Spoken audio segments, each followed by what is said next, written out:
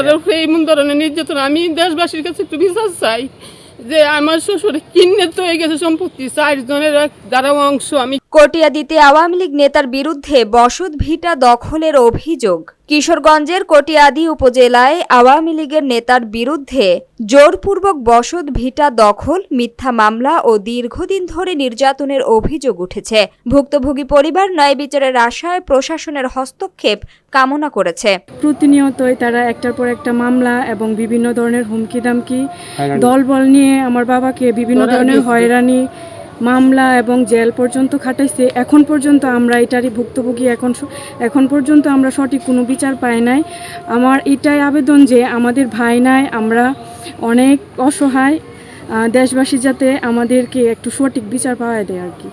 অভিযোগকারী মোহাম্মদ বাদশা মিয়া কটিয়াদী উপজেলার মানিকখালী ইউনিয়নের বাঙ্গলপাড়া ও পাঁচপাড়া এলাকার বাসিন্দা। তিনি জানান, তার পিতা মৃত আব্দুল হাশিম ভূঁইয়ার কাছ থেকে পাওয়া প্রায় 1 একর 41 শতাংশ পৈতৃক জমি দীর্ঘদিন ধরে দখলের চেষ্টা চালিয়ে আসছে উপজেলা আওয়ামী লীগের সহসভাপতি বচন রায় ও তার সহযোগীরা।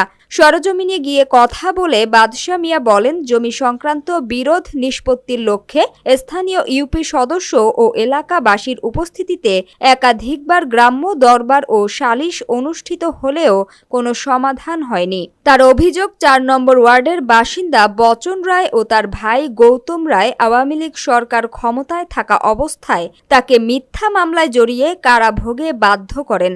বাদশা মিয়া আরও অভিযোগ করেন, 2010 সাল থেকে 2025 সাল পর্যন্ত বিভিন্ন সময়ে বচন রায় তার সন্ত্রাসী বাহিনী নিয়ে তার পরিবারের ওপর নির্যাতন চালিয়ে আসছে। তিনি বলেন, রাস্তার পাশে অবস্থিত অন্য একটি দাগে নিজের 24 শতাংশ জমি বচন রায়ের কাছে বিক্রি করলেও পরে সন্ত্রাসী বাহিনী নিয়ে জোরপূর্বক অতিরিক্ত 25 শতাংশ জমি দখল করে নেওয়া হয়। কিন্তু ওই যে ভদ্রলোকের জায়গাটা ওনারা কিনছে, বুঝছেন, ওনাদের সাথে আপনাদের নাকি বংশগত কোনো দরবার কোনো প্রমাণই করতে পারেন না। এটা কি সত্য? বলছে আপনাদের বংশগত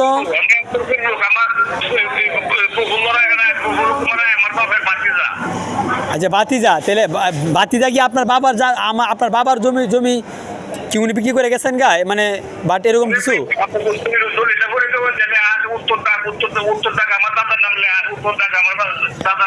আচ্ছা আচ্ছা, হ্যাঁ আচ্ছা আচ্ছা। আর এটার কোনো সুলেনামা আছে দাদা, এরকম কিছু?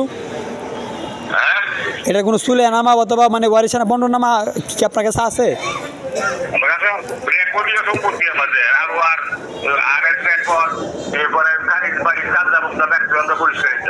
ভুক্তভোগীর দাবি, ন্যায় বিচারের আশায় বিভিন্ন মহলে ঘুরেও তিনি কোনো প্রতিকার পাননি। তিনি এ ঘটনায় প্রশাসনের সুষ্ঠু তদন্ত ও ন্যায় বিচার কামনা করেন। আমার স্বামীর অনেকভাবে অত্যাচার নির্যাতন করতেছে। আমরা অসহায় মানুষ। আমারই মনে হুমকি দিচ্ছে, আমার ঘর বাড়ি ভাঙ্গে নিব গা। আরও অন্য অন্য মানুষ লাগাইছে আমার পাশে, এমন ধরনের লাগাইছে যে আমার ঘর টেনে গা। আমার এই বুড়া মানুষটারে ওখানে এরা কয় কি যে ঠ্যাং ভাঙ্গালবো, লুলা দেহে যে ঠ্যাং ভাঙ্গালা, এন করবো তেন করবো। আমার উপরে এমন ধরনের নির্যাতন। আমি দেশবাসীর কাছে একটু বিচার চাই যে আমার শ্বশুর কিন্নেত হয়ে গেছে সম্পত্তি 4 জনের দ্বারা অংশ। আমি কেন, আমার ছেলে সন্তান নাই কেন, আমার উপরে অত নির্যাতন। এ বিষয়ে অভিযুক্ত বচন রায়ের বক্তব্য জানতে তার বাড়িতে গেলে তাকে পাওয়া যায়নি। তার সহধর্মিণী জানান, তিনি বর্তমানে মোহনগঞ্জে মেয়ের বাড়িতে অবস্থান করছেন। এ সময় তার মোবাইল নম্বর চাইলে তিনি রাজি হননি। একাধিক চেষ্টা করেও বচন রায়ের সঙ্গে যোগাযোগ করা সম্ভব হয়নি। আমি আমার বাপের সত্য হিসাবে দখলে আছি এবং 1967 সনে আমার বাপে বাড়ি বানছে। সেইভাবে আমরা 4 ভাই বন্টন করে নিছি। এখন আমার বন্টনের জায়গা সে আয়া দাবি করে। কিভাবে দাবি করে?